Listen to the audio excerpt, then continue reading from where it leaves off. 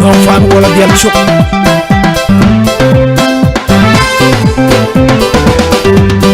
Ayoka yetet palwel wun girge gate. Mid wun gir panduna ngijrer. Ayoka yetet palwel wun gir ngijam. Mid wun gir pandun gungichen. Manangar kwanyarmung ake wongichen ngadik we yeni dorbe. Mid wun gir pandun ge gate. Nyurdem go bong marol ake wongichen ngadik we yeni dorbe. Mid wun gir pandun ngichen. Mubionge gador ake wongichen ngadik we yeni dorbe. Mid wun gir pandun ngirem. Ngamugu nirgir ake wongichen ngadik we yeni dorbe. Mid wun gir pandun ge gate. Ya tek de wun gir dik ya tunge gate wala yuglo nariglon di daring di moyen. Kwa tek mi de gir ya tunge gate wala yuglo nariglon di daring di moyen. Kwa pugen na lid juruman ngere na lid yarmongen na lid puting biore na lid kwa bogen na lid puting pole na lid man nger mayan juru chol jin tok chol tok pan yi disco fil marot du kwa de mayan nger mayan juru chol jin tok chol tok pan yi disco fil marot du kwa de mayan bo yare na lid ting biong makeje na lid padore na lid puting amugen na lid ya ta wun girdik ya tunga gate wala yuglo nariglon di daring di moyen kwa tek mi de gir ya tunga gate wala yuglo nariglon di daring di moyen kwa pugen na lid kundi di giren ni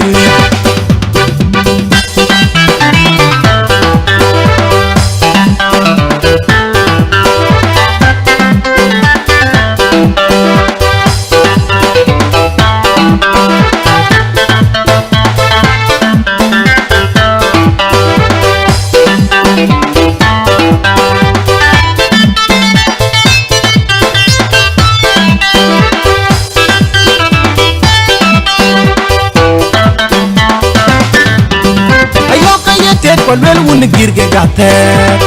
Mid wun gir panduna ngijrer. Wayoka yeter palwel wun gir ngijam. Mid wun gir pandun gungichen.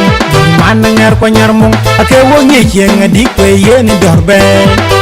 Mid wun gir pandun ge gate. Nyurdem go bong marol ake wongichen ngadik we yeni dorbe. Mid wun gir pandun ngichen. Mubionge gador ake wongichen ngadik we yeni dorbe. Mid wun gir pandun ngirem. Ngamugu nirgir ake wongichen ngadik we yeni dorbe. Mid wun gir pandun ge gate. Ya tek de wun gir dik ya tunge gate wala yuglo nariglon di daring di moyen. Kwa tek mi de gir ya tunge gate wala yuglo nariglon di daring di moyen. Kwa pugen na lid juruman ngere na lid yarmongen na lid puting biore na lid kwa bogen na lid puting pole na lid man nger mayan juru chol jin tok chol tok pan yi disco fil marot du kwa de mayan nger mayan juru chol jin tok chol tok pan yi disco fil marot du kwa de mayan bo yare na lid tung biong makeje na lid padore na lid puting amugen na lid ya ta wun gir dik ya tunga gate wala yuglo nariglon di daring di moyen kwa tek mi de gir ya tunga gate wala yuglo nariglon di daring di moyen kwa pugen na lid kundi di giren ni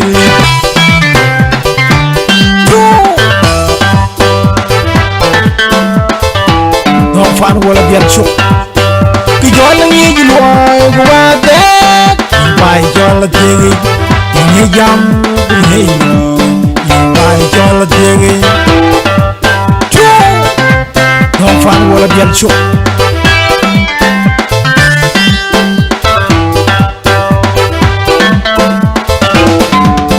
ayoka yetet palwel wun girge gate. Mid wun gir panduna ngijrer. Wayoka yeter palwel wun gir ngijam. Mid wun gir pandun gungichen. Manangar kwanyarmung ake wongichen ngadik we yeni dorbe. Mid wun gir pandun ge gate. Nyurdem go bong marol ake wongichen ngadik we yeni dorbe.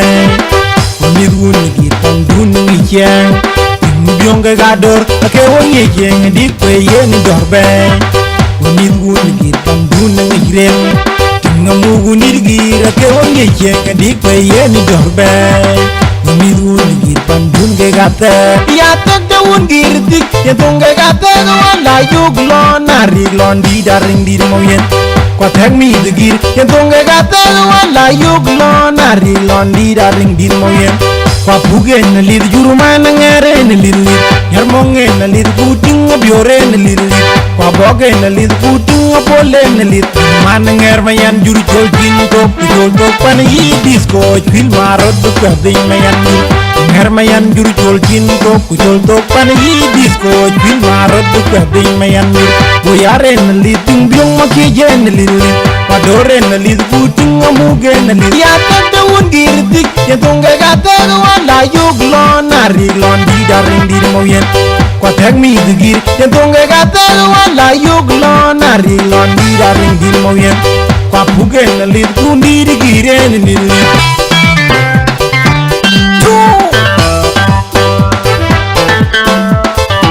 Don fan wala bial chok Ki jol ni gilwai kwa tek Bai jol tegi Nye jam Nye Bai jol tegi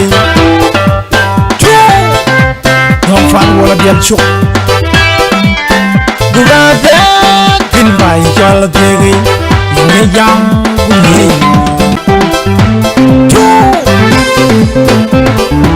Don fan wala bial chok